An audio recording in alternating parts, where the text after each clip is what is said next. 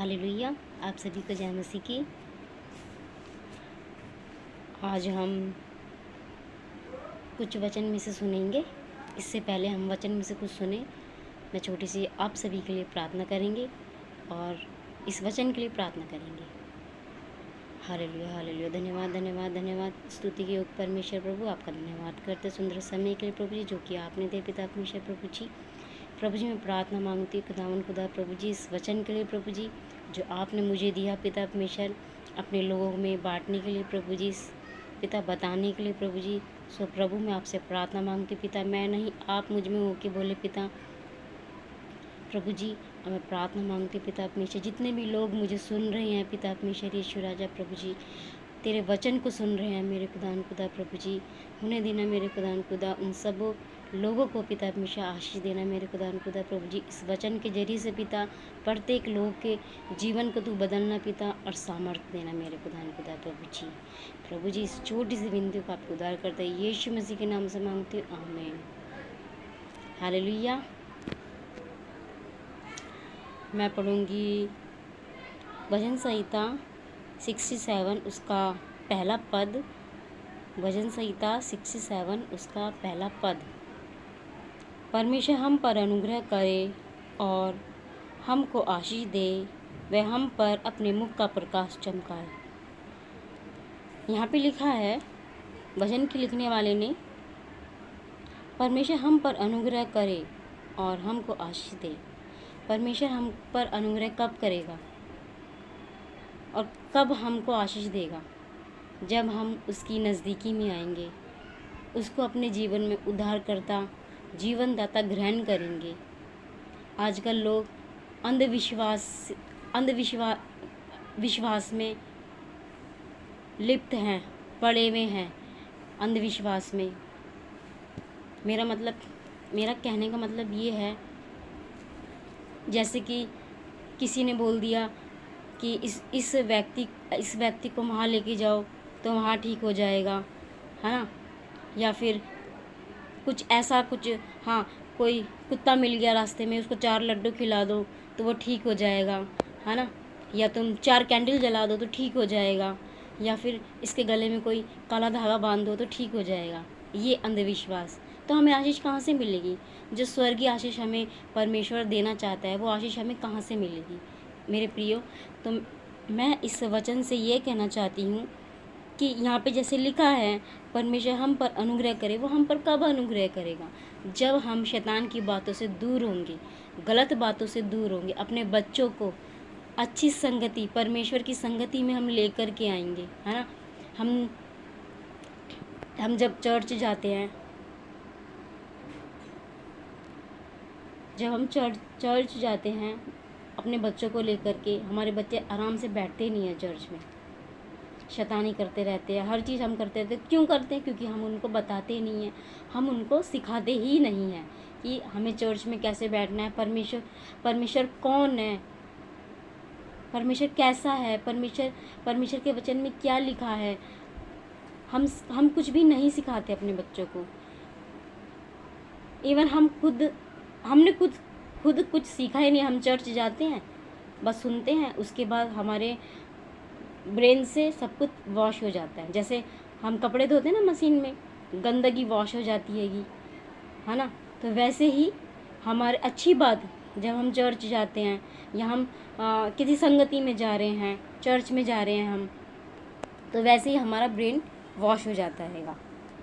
तो मैं यही कहना चाहती हूँ कि आज ज़रूरत है कि हम अपने बच्चों को वचन की शिक्षा दें, खुद भी वचन की शिक्षा लें, है ना। जब भी तो हमें परमेश्वर की आशीष मिलेगी, जब भी तो हम पर वो परमेश्वर का जो चमत्कार है, जो हमारे जीवन में वो होगा, है ना। हमारी लाइफ जो बिगड़ी हुई हैगी वो सही होगी।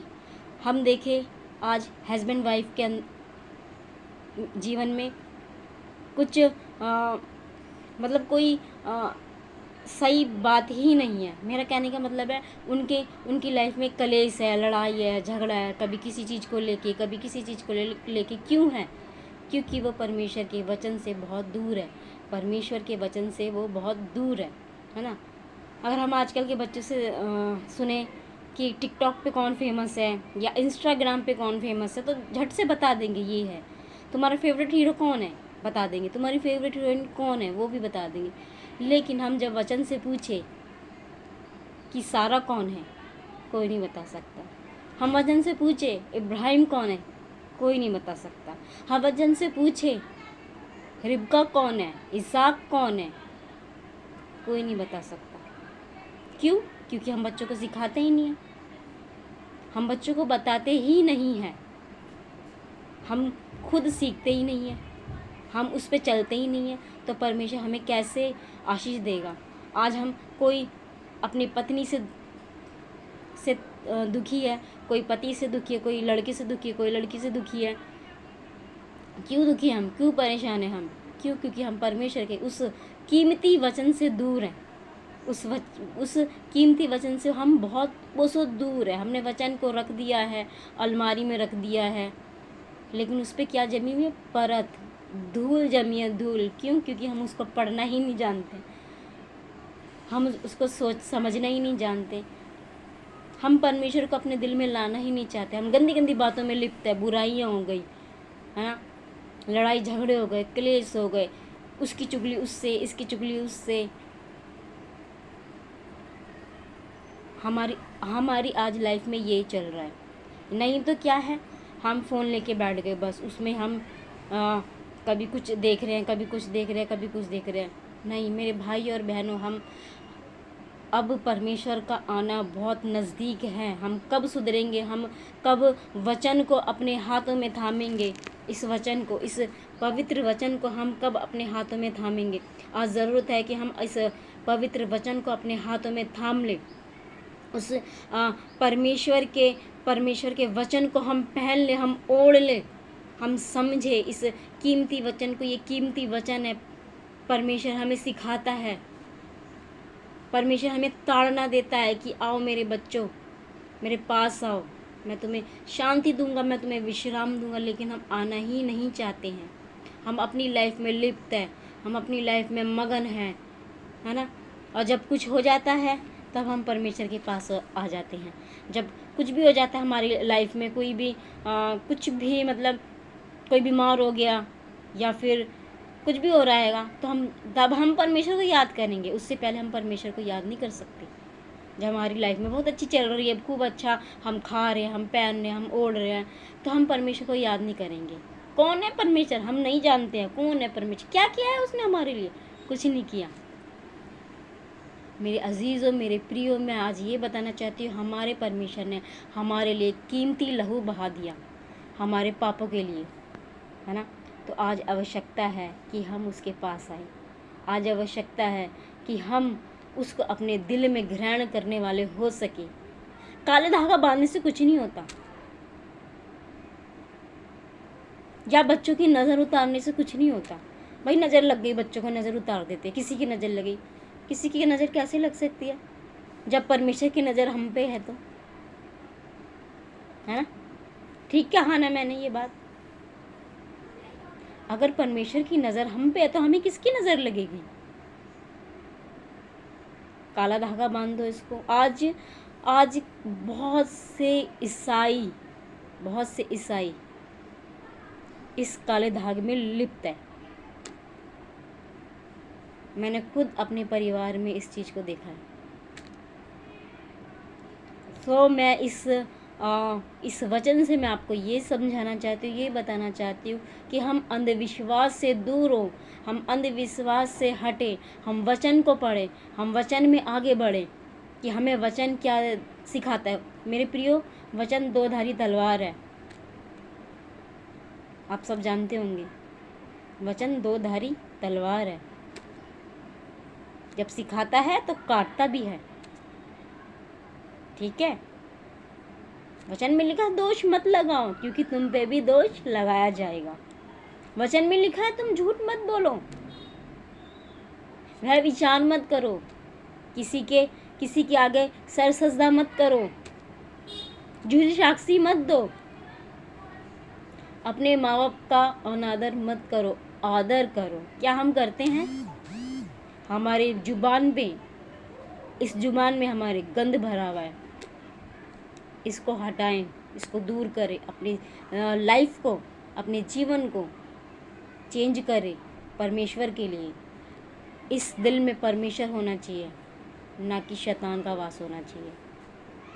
अपने वचन, अपने जो हमारे परमेश्वर हमारे लिए वचन जो दिया है उसको हम पढ़ें, अपने अपने दिल को हम साफ करें। आज आवश्यकता है, जैसे कि यहाँ पे लिखा हुआ है, वह हम पर अनुग्रह कर, वह हम पर अपने मुख का प्रकाश चमकाए। जब भी हमारे मुख पे परमेश्वर का प्रकाश चमकेगा, जब भी हम उभरेंगे, जब भी हम उठेंगे, जब भी हम खड़े होंगे। मेरे प्रियो, आज ये सीखने की आवश्यकता है। मेरी जो पहली बात थी, अंधविश्वास से दूर हटें, और मेरी दूसरी बात थी कि हम अपने मन को साफ करें। मेरी तीसरी बात थी कि हम परमेश्वर के रास्ते पे चलें। हम रास्ते पे चलेंगे तो परमेश्वर का अनुग्रह हम पर आएगा और परमेश्वर का मुख का प्रकाश हम पर चमकेगा। मैं समझती हूँ कि आपने इस वचन से कुछ सीखा। तो आप सभी को एक बार फिर से जय मसीह की। मैं आप सभी के लिए एक बार फिर से प्रार्थना कर देती हूँ। यदि किसी को कोई परेशान है, कोई घर में कोई समस्या है, या फाइनेंस समस्या है, या कोई बीमार है, कुछ भी तकलीफ़ है, कोई भी परेशानी है, तो आप मुझसे प्रेयर करवा सकते हैं। ओके, और मेरे प्रियो, हम आगे ऐसे ही हम सीखते जाएंगे, ठीक है। तो मैं आप सभी के लिए प्रार्थना करती हूँ। Hallelujah, hallelujah, hallelujah. धन्यवाद, धन्यवाद, धन्यवाद, धन्यवाद। स्तुति को परमेश्वर प्रभु, आपका धन्यवाद करते सुंदर समय के लिए प्रभु जी, जो आपने मुझे दिया मेरे खुदावन खुदा यीशु राजा। मैं प्रार्थना मांगती पिता परमेश्वर यीशु राजा, जो भी मैंने वचन दिया है मेरे खुदावन खुदा प्रभु जी, बहुत से लोग पिता सुन रहे हैं मेरे खुदावन खुदा इस वचन को प्रभु जी। मैं प्रार्थना मांगती पिता परमेश्वर यीशु राजा, पिता परमेश्वर मेरे खुदावन खुदा, सबके दिलों में मेरे खुदा खुदा तो अपना आवाज़ कर पिता परमेश्वर यीशु राजा। जो पाप में लिप्त हैं पिता परमेश्वर, बीमारियों में जकड़े हुए हैं पिता परमेश्वर यीशु राजा, मैं उन लोगों के लिए प्रार्थना मांग लेती हूँ मेरे खुदा खुदा प्रभु जी। उन लोगों को पिता परमेश्वर यीशु राजा इस पाप के दांत पिता परमेश्वर पाप से दूर कर मेरे खुदा खुदा प्रभु जी यीशु राजा। मेरे खुदा खुदा प्रभु जी, मैं प्रार्थना मांग लेती हूँ यीशु राजा। हालेलुया, सामर्थी प्रभु जी, तू सामर्थ दे पिता परमेश्वर, अनुग्रह करे। और मेरे खुदा खुदा बहुत से जवान है पिता परमेश्वर यीशु राजा प्रभु जी, जो नशे पानी में लिप्त है पिता, पापों में लिप्त है मेरे खुदा खुदा यीशु राजा। हालेलुया, अंधविश्वासों में लिप्त है मेरे खुदा खुदा। मैं प्रार्थना मांग लेती पिता, इन सारी बातों को दूर करना है मेरे खुदा खुदा यीशु राजा। हालेलुया प्रभु जी, तू आशीष देना पिता, अनुग्रह करना, सामर्थ देना मेरे खुदा खुदा प्रभु जी, क्योंकि तू अनुग्रहकारी राजा का राजा, प्रभु का प्रभु है, सामर्थी प्रभु जी यीशु राजा प्रभु जी यीशु राजा। सचमुच में मेरे पिता तू बहुत महान है पिता। हम जो भी तुझसे मांगते हैं प्रभु, तू हमें देता है मेरे खुदा खुदा यीशु राजा। तू निराश नहीं करता पिता परमेश्वर यीशु राजा। हालेलुया प्रभु जी। प्रभु, मैं प्रार्थना मांग लेती पिता, हम अपने मन को पिता साफ करे पिता, पवित्र करे मेरे पिता, जैसे तू पवित्र है प्रभु जी मेरे खुदा खुदा प्रभु जी। जब भी पिता परमेश्वर हमारे जीवन में तेरा वास होगा पिता परमेश्वर, जब भी हम और लोगों को तेरे बारे में बताने वाले हो सकेंगे मेरे पिता परमेश्वर यीशु राजा। तू आशीष दे, सामर्थ दे मेरे खुदा खुदा, क्योंकि तू अनुग्रहकारी राजा का राजा, प्रभु का प्रभु यीशु राजा। प्लीज़ प्रभु जी, तो हमारे लाइफ में आ, हमारे जीवन में आ पिता, और हमारे जीवन को पिता परमेश्वर एक कैंडल की तरह रोशन कर दे मेरे खुदा खुदा यीशु राजा। एक दीपक की तरह तू रोशन कर दे मेरे खुदा खुदा। हमारे जीवन से रोशनी चमके मेरे खुदा खुदा यीशु राजा। हालेलुया पिता, क्योंकि बहुत से लोगों का जीवन बदलने वाला हो सके प्रभु जी यीशु राजा प्रभु जी।